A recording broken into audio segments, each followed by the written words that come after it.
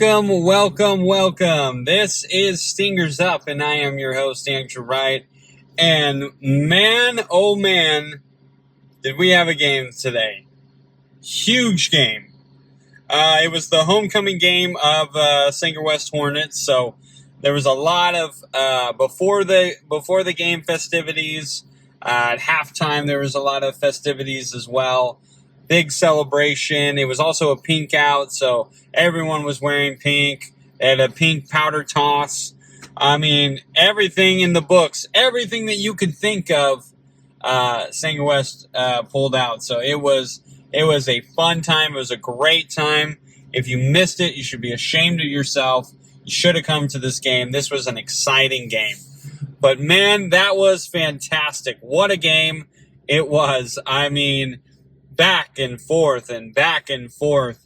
Matilda Toros, they ended up on the losing end to the Sanger West Hornets. The final score was 40-37, and was that a game? I mean, I know I keep saying that, but Lord have mercy. There was a ton that happened in this game. A lot of scoring, obviously. Ended up being 77-point total, which is crazy.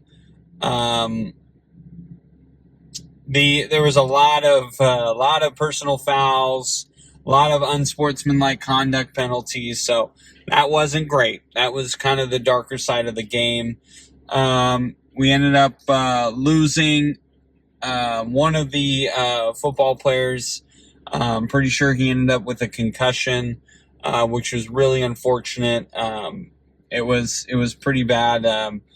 Player was running, got pushed out of bounds, kind of couldn't stop, and hit the wall, which is cement, and looked like he may have hit his head. Not sure if he hit his head on the wall or when he fell, but when he was on the ground, he did not move for a little bit. So that was very scary. Prayers up for that kid.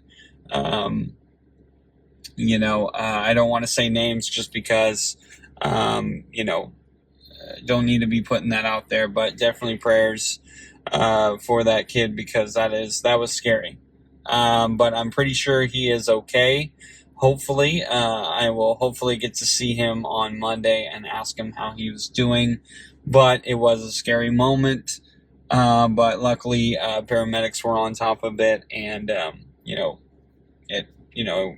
obviously we continued the game after a while. So, that was the upsetting part about that game. But let's talk about what happened.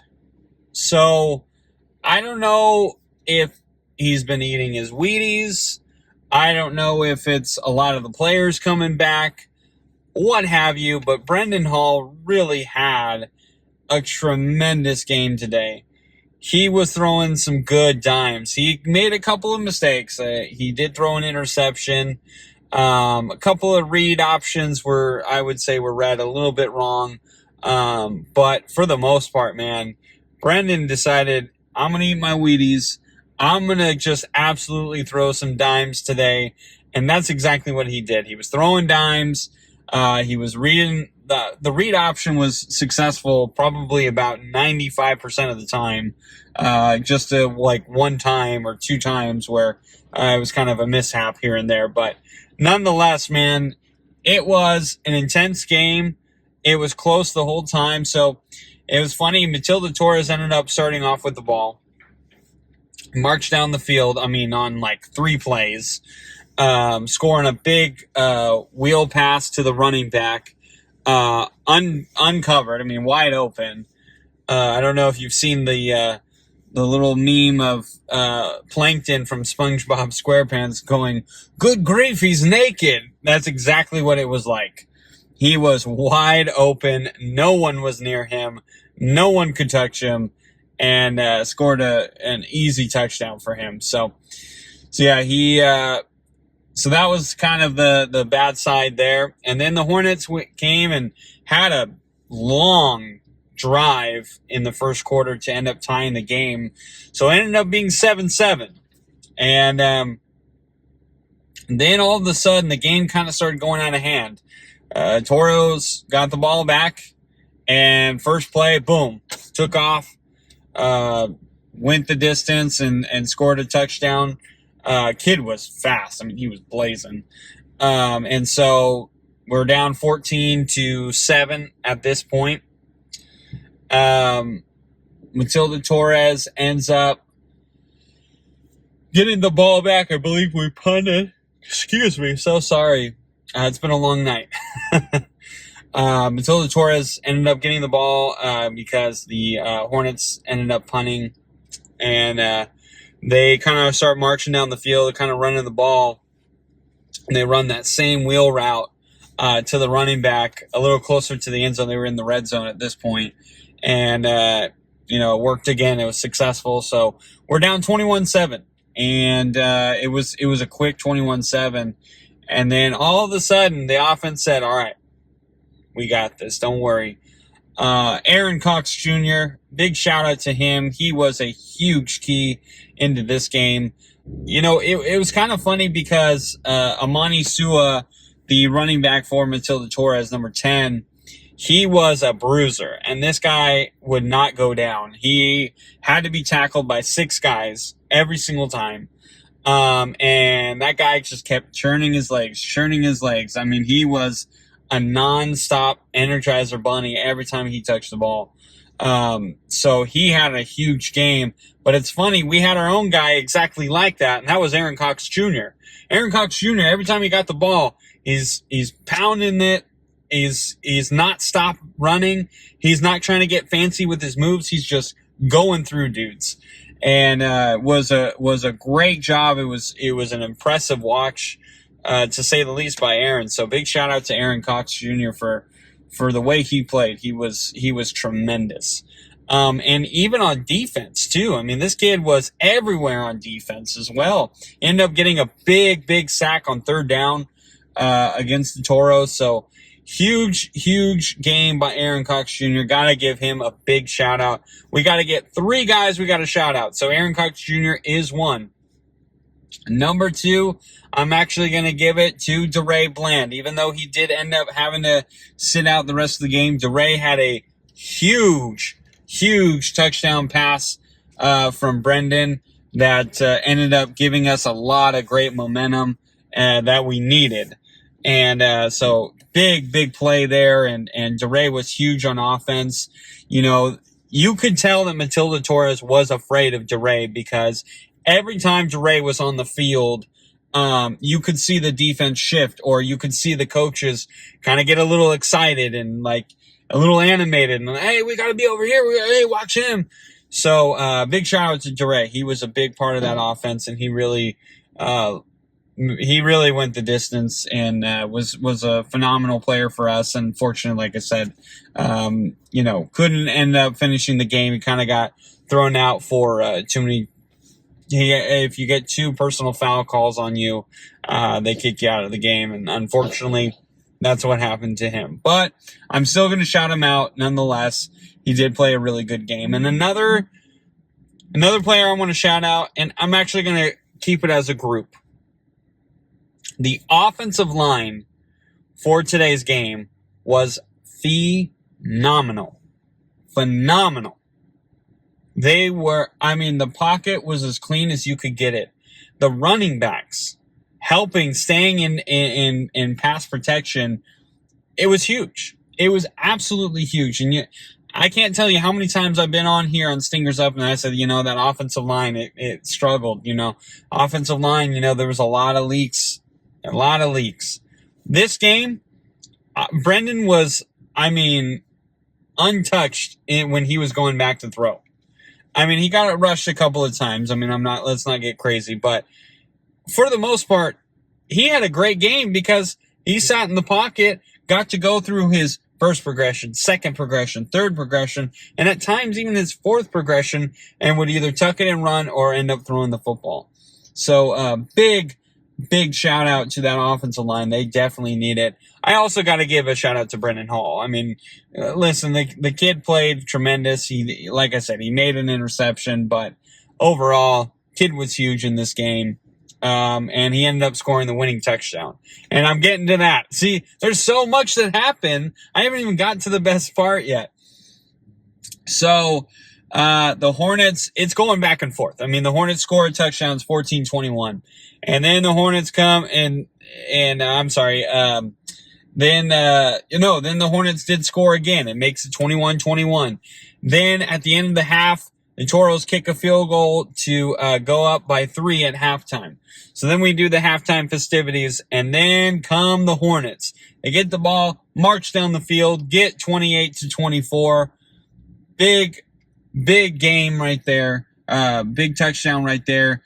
Then Torres ends up getting the ball. They march down the field. They get another touchdown. And it goes to I'm totally blanking. 30-28. Botched field goal or extra point attempt. It was a fumble on the snap, so they ended up not converting. So they're only up 30-28. Then the Hornets come right back, score another touchdown, 34 to 30. And the Hornets end up kicking the extra point, and it just goes wide right. So it's 34-30. Matilda Torres, with 2 minutes left, end up scoring a touchdown on a really good design play that they had, and scored it. And so then we're at 37. They kicked the extra point. It's good. 37-30. I'm sorry, 37-34. 2 minutes and 1 second remaining. I know that because I announced it. But Hornets were driving. We drive down the field. A big pass interference called on one of the plays, and so now we're kind of in the red zone. We get the ball into the goal line, so we're like first and goal. There was some clock issues, so the refs kind of had to stop it here and there. So what we ended up doing is we ran a running back screen. This is 20 seconds left now. So Aaron is just running a little running back swing, and Brendan goes back. They let the DN come in, and so Brendan kind of pumps a little bit to get the defender to kind of commit a little bit and move over. Then Brendan throws it to Aaron. He catches the football and starts trying to go right through a couple of guys. They made a good tackle, end up tackling him. So we got to spike the football. It's taking forever to spike and get set on this play. They snap the ball, 2 seconds, spike the ball. So we're down to 1 second. Last second. So, of course the Hornets had 0 timeouts, so we could not use the timeout. That's why we ended up spiking it. So Matilda Torres, and I fully believe this is what happened. They call a timeout, and I think this ended up winning us the game. And the reason I say that is what happened is you got to spike the ball. You don't have any timeouts left. You don't really have the time to get the perfect play. You just have to go with your gut and go with the play, right? And I understand from a perspective from the defense, like, hey, we got to stop them here. But it's not like they were at the 1 yard line. They're about, I would say, the 5, maybe 6 yard line at the goal in the towards the end zone. So I kind of felt like Matilda Torres calling a timeout. Now you're giving Sanger West the time to, all right, what play do we really want? How do we want to set this up? Do we want them to think we're passing, run the football? Do we want to actually run the football? Do we want to pass? Do we want, all these scenarios you got to go through, but now you have time because they gave you a timeout. And I kind of felt like that was a big part of why Sanger West ended up winning this game, because I do feel like that timeout, I wouldn't, as a coach. Now, if you don't like the setup that you see from the offense, and what you've called on defense, then I understand the timeout, of course, because you don't like what you see. You're a little nervous. That's going to be an easy touchdown. You don't want it to happen. But on the flip side, you can also think of it in the perspective of, listen, we got to get in the right defense. We got to, we've watched film all week. We know what they want to run. We got to watch that. And what is the play that has been working, that I've been on here, that I said, it's been working? And I would be curious to see how much they can pull it off. And they ran, and I wonder if you guys can guess it, they ran the read option. Possibly an RPO. I think it might have been an RPO. I really, to be perfectly honest, at that point, I wasn't watching the receivers and seeing what they were doing. So it could very easily just been a read option. But nonetheless, read option. Brendan has the ball towards the running back. The running back is ready to go. The line gets clogged up. So Brendan, and there's no one on the edge. No one on the edge. So Brendan pulls it, tucks it in, and he starts running to the end zone and reaches over into the end zone for a touchdown. Huge game. Brendan had I think it was at least a 50-yard or maybe a 60-yard run on a read option as well. Just a big game from Brendan, and to score the winning touchdown, that was huge. And he's a great young man. I mean, that guy is full intensity all the time. I love his spirit. I love his tenacity. I love the grind that he's not afraid of the work. That is one thing that I will say about Brendan Hall. He's not afraid of the work, and he really showed it today. He really has been working hard. The boys were super happy, celebrating after the game. Got a little ticky-tacky at the end, and had to get in between both teams. But regardless, and there was a lot of bad penalties, and that is going to have to be addressed. I mean, plain and simple, Sanger West, if you're listening to this, you gotta get rid of those taunting penalties, those personal foul penalties. You got to get rid of the extracurricular stuff, because that could have really hurt us.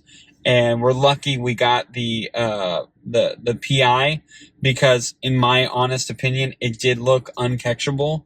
And so it was a hard play.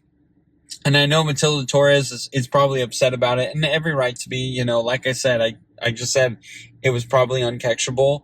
But the issue is the guy ends up shouldering the receiver as if he's trying to tackle him. And so I think that's why you have to throw the flag, because it's not really a football play. If there was pushing and shoving and, the ball's way overthrown, okay, that's one thing. But when you're kind of tackling the kid, you might have to make that call. And I think that's what they did. So I do, however, think it was still kind of lucky to get that call. But nonetheless, still proud the Hornets ended up pulling off. And you know what? At first, I was up in the booth going, I would just go for the tie. Just go for 37-37, because we were down 37-34. I was on the let's just kick the field goal, go for the tie. And then as I was talking to Cody, not Cody from Drew Code, but Cody, who does the scoreboard, shout out to him. He ended up, he was saying, well, listen, you go for it and you don't convert, you lose. But if you go for the field goal and you miss it, you also lose. So it's really, are you going for the tie or are you going for the win? And so shout out to Coach Thompson for saying, let's go for that win. And they absolutely did. They deserved that win. Matilda Torres was 1-5. They are now 1-6. And the Hornets were 1-5. They are now 2-5. So congratulations to the Hornets. A well-deserved win nonetheless.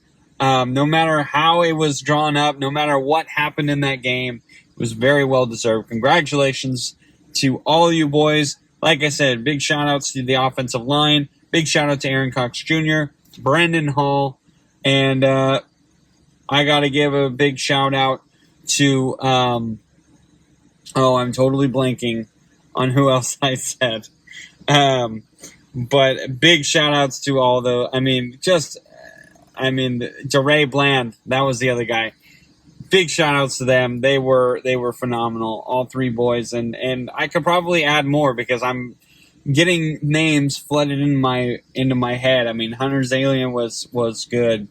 Tim Reuters was really solid defensively. Jordan Cardenas, even though he didn't play a lot in this game, he really showed up when he needed to show up. Malachi Young had some really good runs. Vincent Yang had some really big runs as well. So just big time effort all around. Aiden Rodriguez had some big catches. So some really, really talented boys that deserve this win. So shout out to the Sanger West Hornets. Congratulations on the win. And looking forward to more and more. That's right. So senior night will be the Sanger West Hornets at home at Tom Flores Stadium going against the McLean Highlanders. The last time McLean and Sanger West played each other in Sanger was a last-second Hail Mary throw by McLean, and they ended up converting it and scoring a last-second touchdown to end the game to win it for them. So this is a game that I have been looking forward to this year. McLean is a really good school, a really good team, and Sanger West has caught some momentum, 2 wins in a row. You could say, well, it's against Madera South or it's against Matilda Torres. Listen, those two teams are not easily beaten. Those are 2 very good teams, and confidence in football is a big part of football. And right now, the Sanger West Hornets have confidence. So come on out to senior night. There's going to be a lot of festivities as well.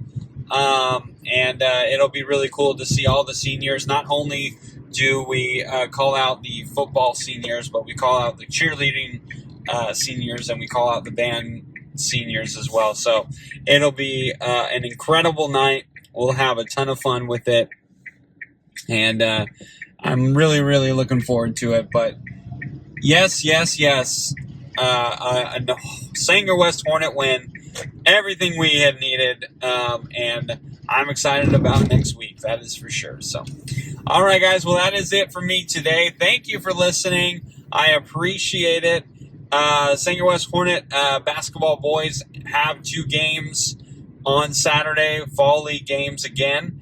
And we are definitely gonna see. I'll have to let you know how the games go, but we'll probably do it in a separate episode. But big shout out to the basketball boys. I haven't been to many practices this year so far because it's all in the morning. I drop my kids off at school, so it's very hard for me to make those morning classes or morning practices. So anyway, guys, I am looking forward to more football next week. So that is it for me, guys. Thank you so much again for listening. I really do appreciate the love and support that I've gotten, where I've had even the kids at Sanger West going, hey, I listen to your podcast. You're doing a great job. I love it. Thank you. I'm following it. Guys, I can't tell you what that means to me. Thank you so much. I really do appreciate that. So that is it for me. All right, guys, I am done talking. Cody's going to laugh at this because this is how I end all of our Marco Polos, because I always end up saying way too much and I try and get off the app, 2 or 3 times. So, all right, guys, have a good one. Enjoy your weekend.